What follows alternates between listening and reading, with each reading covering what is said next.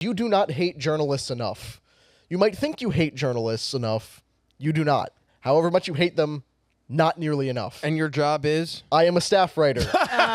So journalist? He's being unbiased. Yes, I would draw a distinction between the kind of writing I do and the kind of journalists I'm talking about. But you know what? I'm more than willing to be hit by my own flack here. So what I want to get into is just a couple recent examples of why journalists have become terrible. People have said for years that journalism is dying. And I regret to inform you, journalism is not dying.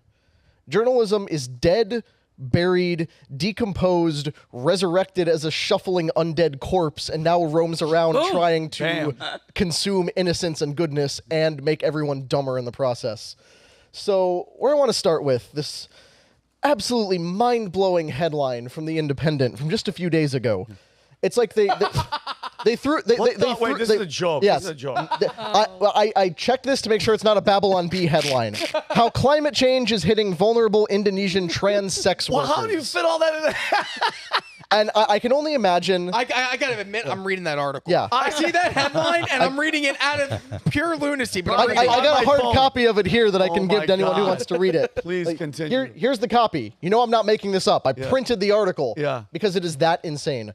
I can only imagine that journalists are sitting, in a room with dartboards of like random location, liberal talking point, special interest group, and then whatever it lands on. Yeah. So basically what this article boils down to is there's a lot of transgender prostitutes in Indonesia, and when it rains, they don't get as many customers. So if climate change is making it rain more, fewer people are going out to hook up with transgender prostitutes. I'm now canceling my trip. Yeah.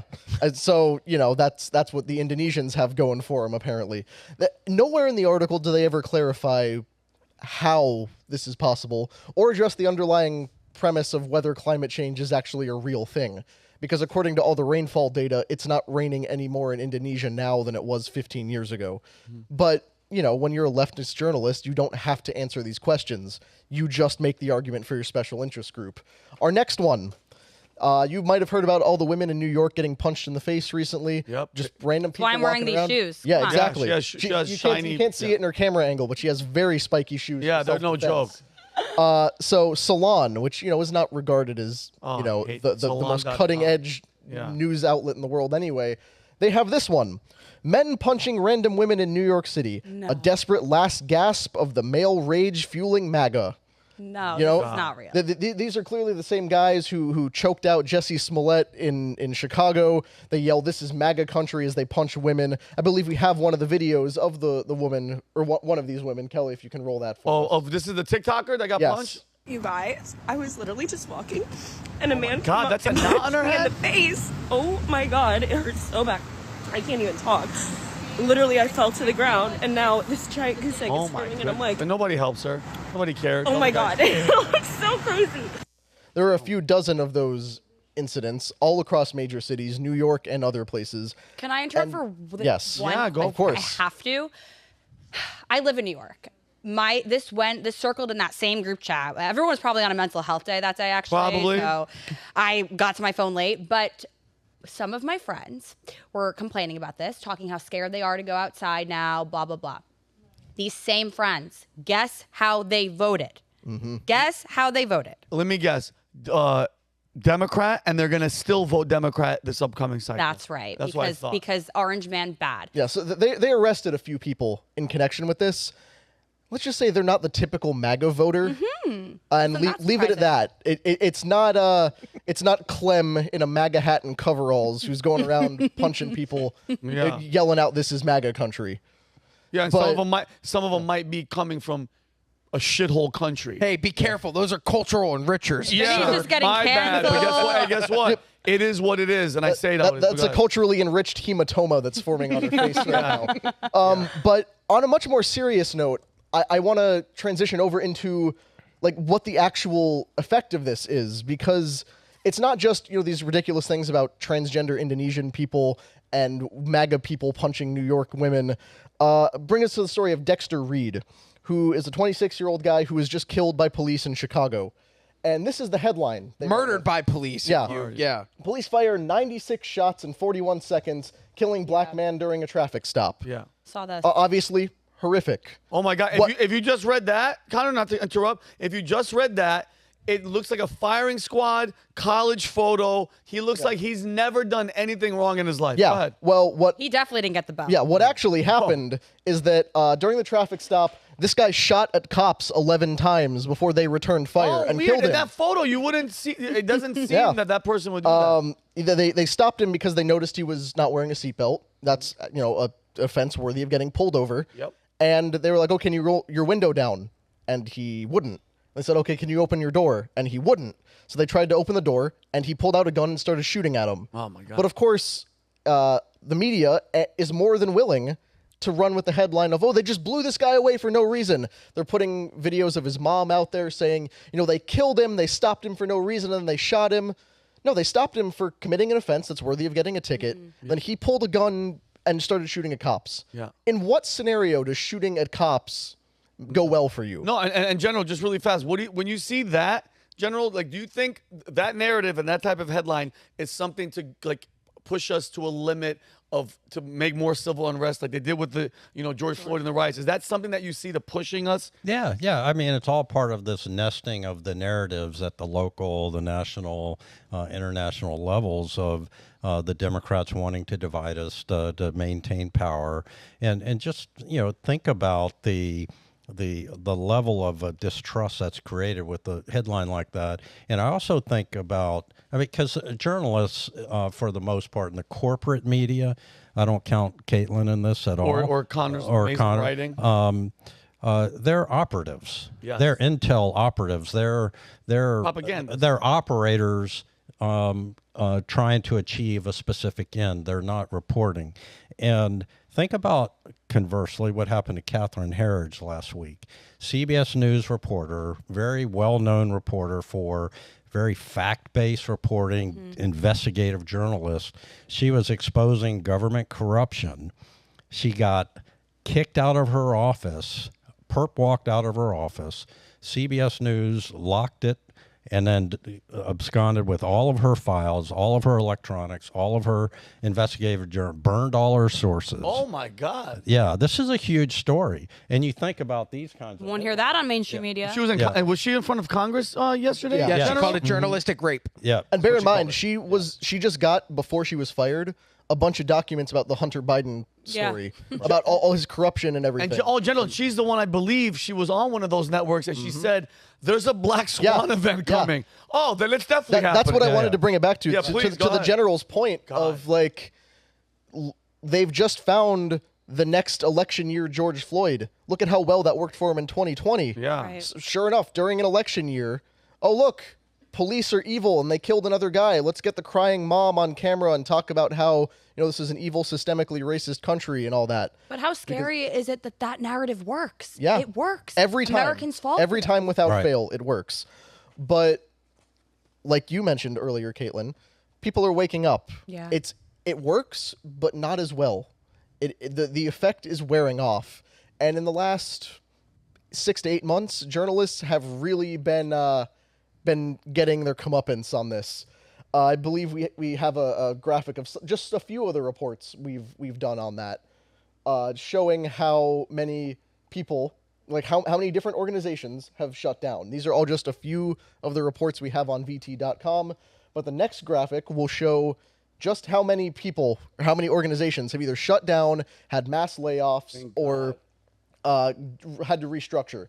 So Jezebel, The Messenger, BuzzFeed, Deadspin, Forbes, Los Angeles Times, Vice, Washington Post, Wall Street Journal, The Onion, all these other things, Sports Illustrated, National Geographic, Business Insider, NPR, which just, CNN Plus. yeah. Oh, yeah. And that's perfect that you have experience at CNN, because they're all up in this as well.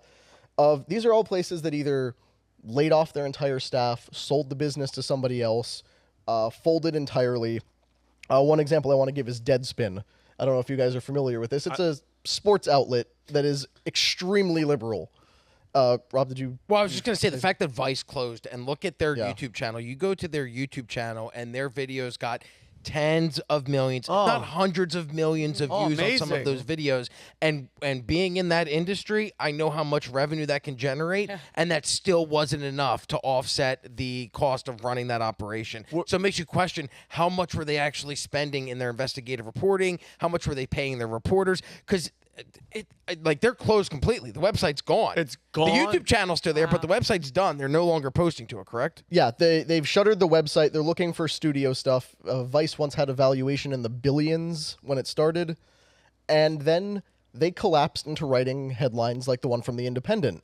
Where now it's like, oh, what's it like for bisexual drug dealers in Belgium to do ayahuasca? What the hell? They had the dartboard method of just find the random thing to talk about. And sure enough, they shut down. I want to go to those morning meetings. Do you know who purchased the company after it went into bankruptcy? George Soros, which we'll talk bailed about him out the we're first gonna time. talk about that. Rob has that Our story for bestie. us. Yeah. Soros bailed him out the first time. Even that wasn't enough. And now they've shuttered their Kick website. back. But Deadspin is a sports blog and outlet known for being extremely liberal in their sports coverage for some reason. I don't know how you get. I don't know sports. Liberal I didn't know how you sports. politicize sports, but I'm sure you guys saw this one at a Kansas City Chiefs game a while back. They wrote this whole headline about, they spotted a kid wearing blackface and an offensive Native American headdress. And they went with this photo. Look, he's wearing blackface. This was clearly meant to be racist. Oh, and the Well, if NFL he had a do-rag on, maybe that'd be one yeah, but thing. hold on. And Connie said the NFL needs to speak out. The NFL must speak out. They weren't just calling for like this was weird. They wanted the organization to condemn a 9-year-old. And here's the actual photo, the one that's not, from the side, showing that red and black, like the Kansas City Chiefs colors. What a And then manipulate. further complicating things for Deadspin is the fact that this kid, I believe his name is Holden Amarena, is half Native American. Oh, like his grandfather sits on the board of a tribal council on a reservation. And he's damn adorable. And have you ever been to a Kansas City Chiefs game?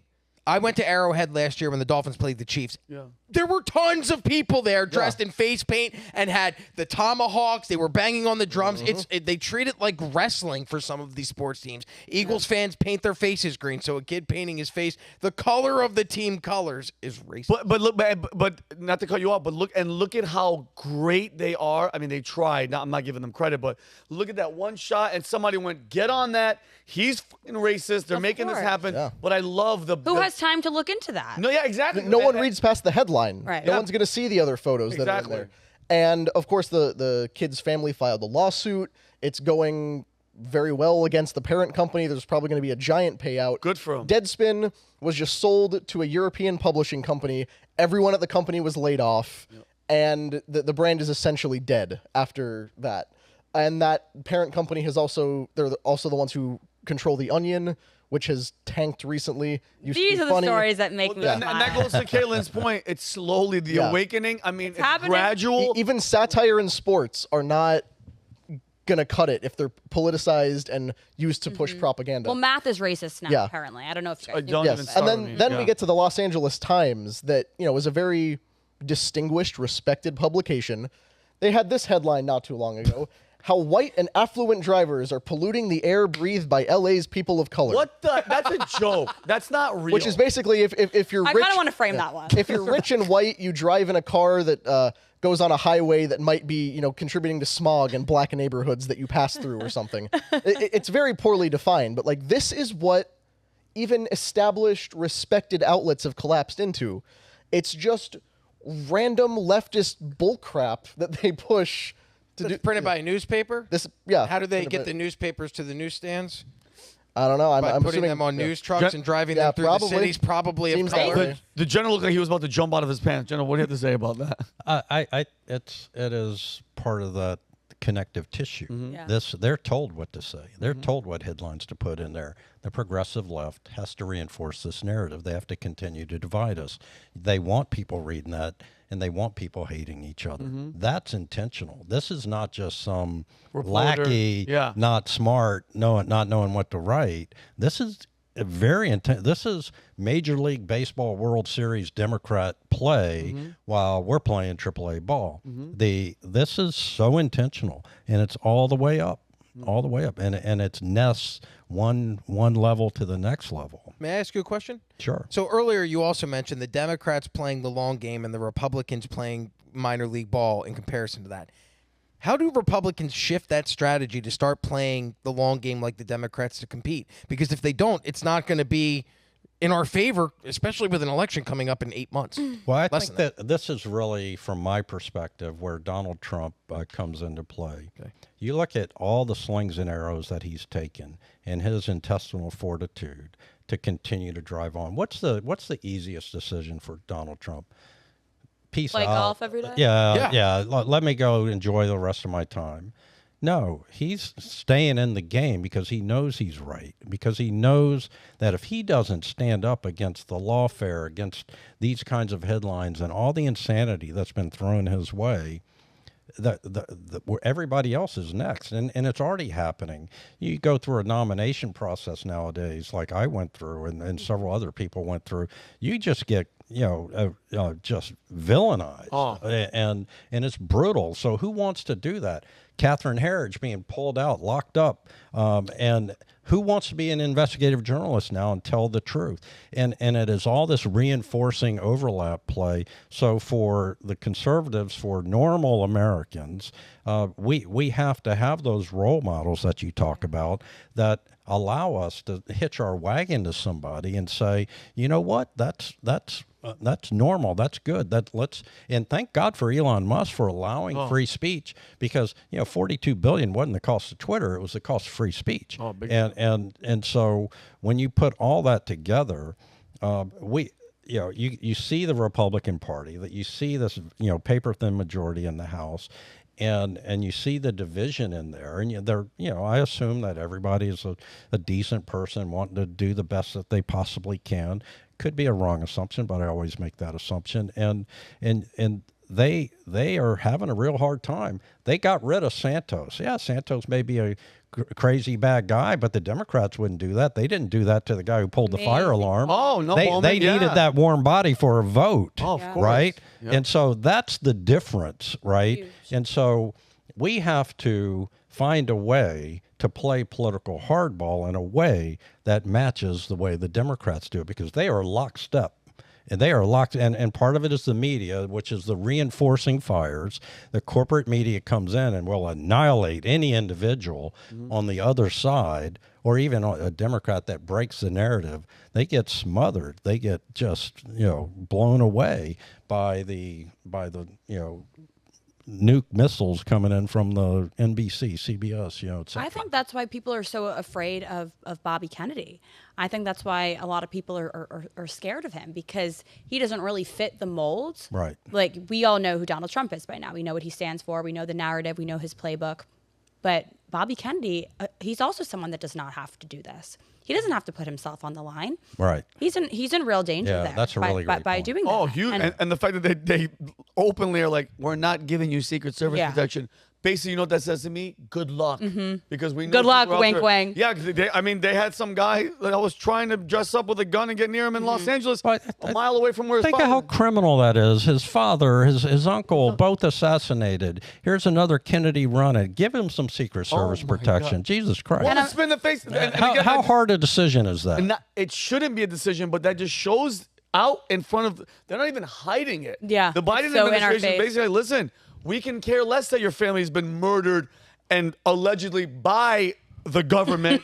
Good luck. Right. Connor, what were you going to say? And that's kind of the thing. If you had a media establishment that was willing to do its actual job and hold the people in power accountable for what they're doing, every major outlet would have an article about how the government has denied RFK. Oh, they don't even invite him on. Yeah, they don't invite care. Bobby Kennedy They on do not mainstream care. networks. Yep. Like, if RFK was assassinated, they would probably say, oh, like, it's just what happens. Think if Trump were president and denied RFK Oh my Secret Service. God, forget it. What would the headline be? It'd be Trump hopes assassination. Trump denies- hopes JFK part Trump 3 now. wants a bloodbath. Yeah. Right. That's exactly what it would be. Right. Yeah, and like this is where I wanted to kind of turn it over to Caitlin to get your insider perspective here, because at Valuetainment we're working to shift the media space as well. OAN is doing something very similar. You guys are you've been around for longer, but it's still a new thing, and like that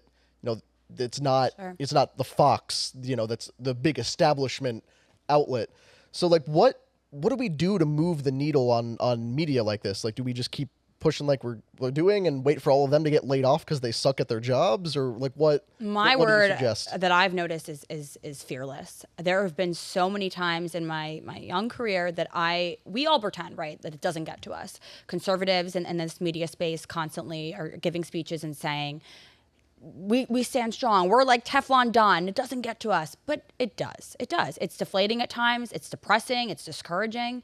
To be censored and canceled like that and kicked off all of these platforms. There's been so many times that me and One American News and the great colleagues I have felt that deflation at times. But you have to be fearless. And we've talked about this a lot already today, that the American people are waking up. They are tuning into the stories. When I travel, I go to these rallies, covering events, it means so much when these folks come up to me and say, we love you. We love what you're doing. Thank you so much. And that is the fuel. And I'm sure Valuetainment gets that tenfold because Americans really do care. These are the stories that they're seeking out, but we have to be fearless. We cannot shut up because that's what they want. And that's kind of the little moments that I've had and my colleagues as well, where you're sitting there like, wait a minute. This is exactly what they want. They want us to stop. They want us to give up. They want us to be silent. They want us to crawl to bed and be depressed and go to therapy and whine and cry. So being fearless, and I think you have some great leaders here that believe in that mission, PBD included. So that's what I've noticed. And I think also General's point, having conservatives come together, I mean, Jesus, Republicans are so damn divided. We need that feeling of family, unity, and if that starts from media companies like Valuetainment, culture is set from the top. So if you have that feeling of family and unity, you'll make magic. Yeah, and I think, and again, the future. I'll say it. I say this all the time. I had Grimm. I was like, nah, guys, they're in control. But the future genuinely looks bright if we keep these conversations going and never selling out. James O'Keefe did this talk, and I've talked about this before. He said, what is your price? He goes, is it 100 million, 20 million, 200 million? He goes, because if your price is not your life, then you are for sale. And I know the life is meaning, dying, but I mean your life, your reputation, your future, Rob, we talk about feeding your family. It has to be, you have to be willing to risk it all, or else this movement stops. And I think I don't think there's left and right. I think it's us. I've said this multiple times. I feel like a broken record. It's the uniparty. Because how many times you see the Democrats are getting away with everything, the Republicans are barking, nothing ever happens. Republicans need to unless you guys are on the same team, stop doing this. How many more times do we have to see Dr. Fauci? I mean, I think he's done at this point. Sitting in Congress, and they're just like, you did this, your lab, your research, your funding. Nothing. He walks out, nothing happens, and now he's protected by the Secret Service for the rest of his life. Yeah, Connor, go ahead, because I want to go to the next story. Look, man, if the transgender Indonesian prostitutes are willing to put it all on the line for what they care about, the least we can do is put in that kind of effort. So that's hilarious. I think that's where we gotta keep pushing in with it. I love